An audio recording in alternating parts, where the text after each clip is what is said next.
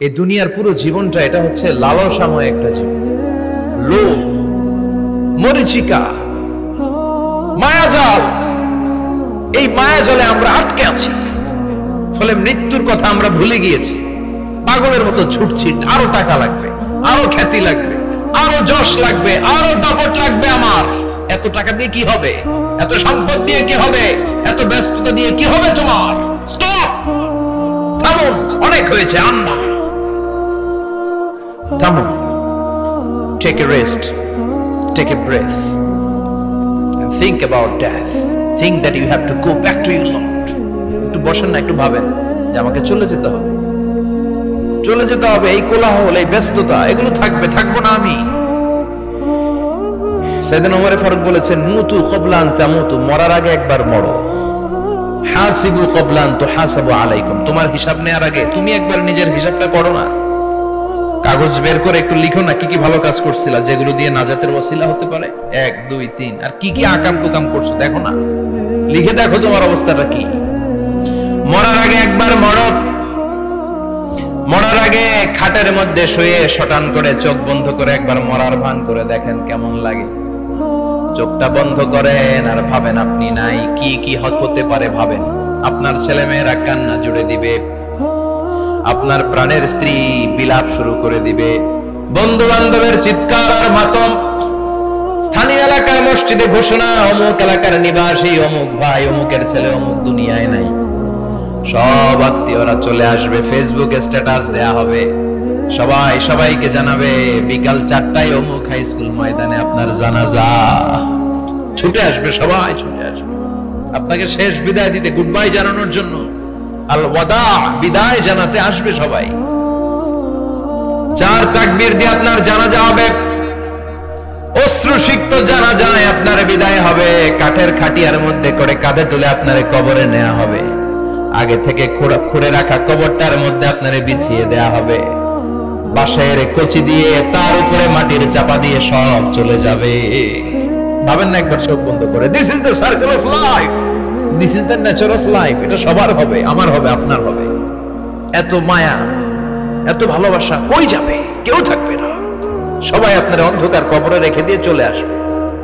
উপরে বাঁশের কঞ্চি, তার উপরে মাটির চাপা, অন্ধকার আর অন্ধকার। এই অন্ধকার যেন শেষ হতে চায় না, শুধুই অন্ধকার, ঠিক কিনা? এজন্য আমাদের চলে যেতে হবে। দাদা গেল, চাচা গেল, মামা গেল, আমাদেরকেও যেতে হবে, জোরে কোন ঠিক কিনা?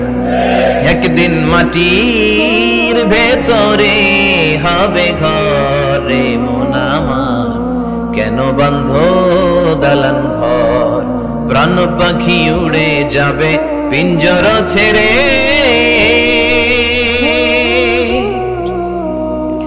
ধরা ধামে সবই রবে, তুমি যাবে চলে। বন্ধু বান্ধব যত, মাতা পিতা যারা সুত, সবই হবে তোমার পরে। মন আমার কেন বাঁধ দালান ঘর, একদিন মাটির ভেতরে হবে ঘরে মন আমার, কেন বাঁধ দালান ঘর, ঠিক কিনা? সব করে থাকবে, চলে যেতে হবে আমাদেরকে। এজন্য আখিরাতের কথা যেন আমাদের স্মরণ হয়। বিষ্ণুই বলতেন, নাহাইতুকুম আন জিয়ারাতিল কুবুর, আমি তোমাদেরকে কবর জিয়ারত করতে আগে নিষেধ করতাম, কিন্তু এখন নিষেধাজ্ঞা প্রত্যাহার করে নিলাম। এখন সব সময় তোমরা কবরের সামনে যাবা আর জিয়ারত করবা। কবরস্থানে জানতো বড়ুয়া কৃষ্ণপুরের এই গ্রামের কবরস্থান আছে কোন দিকে? পূর্ব দিকে আছে, গোখরার জলের ওদিকে। যান আপনারা, একটু যাবেন, একটু গেলে আখিরাতের কথাটা স্মরণ হবে। ওখানে ছোট শিশুরা শুয়ে আছে, কিশোর যুবকরা আছে, আপনার মতো তাগড়া যুবক মুরব্বীরা আছে।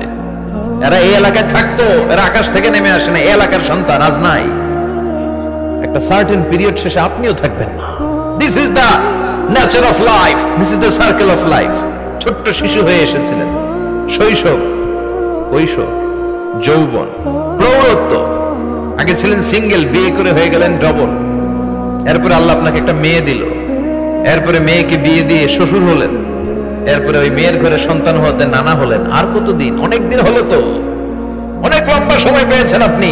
Think about death. এবার যাওয়ার কথা ভাবেন। আখিরাতের সামানের কথা ভাবেন, ফিরে যেতে হবে।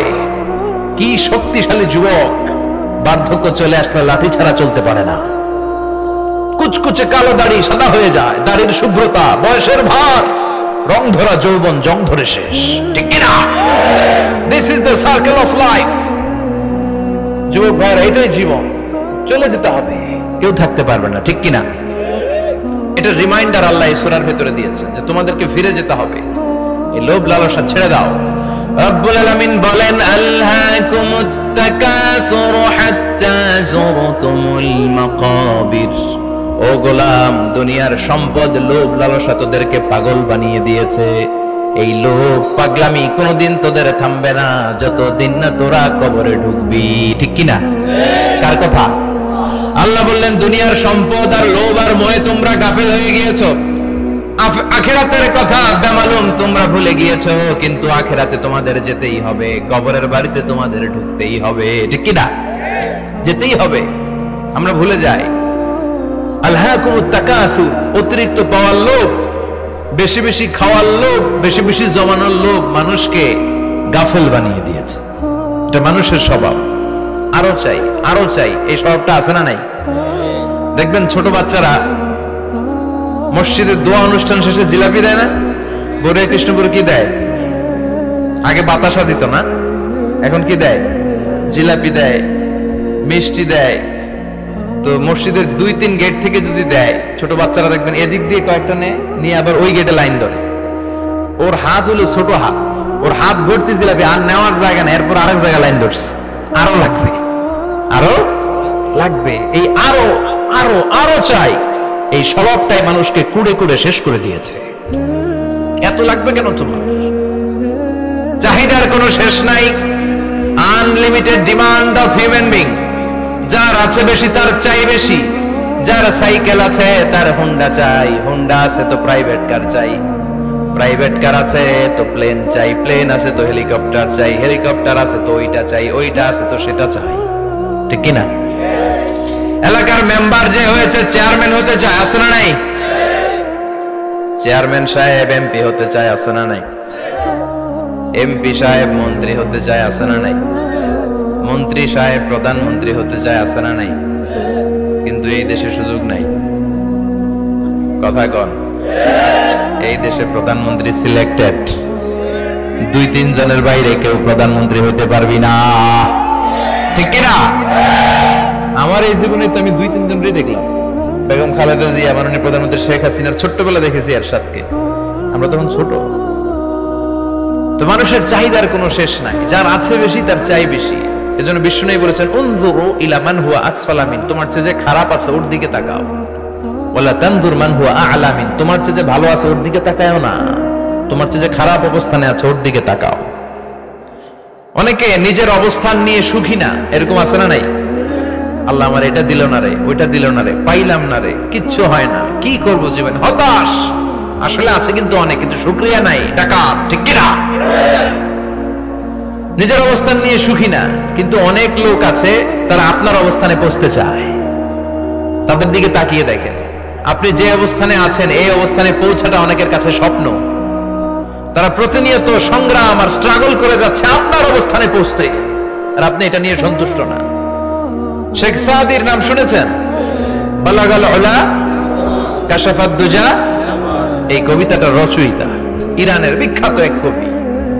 উনি একবার আর্থিক সমস্যার মধ্যে দিয়ে সময় কাটাচ্ছেন, টাকা নাই, পয়সা নাই, পায়ে দেওয়ার মতো জুতা নাই।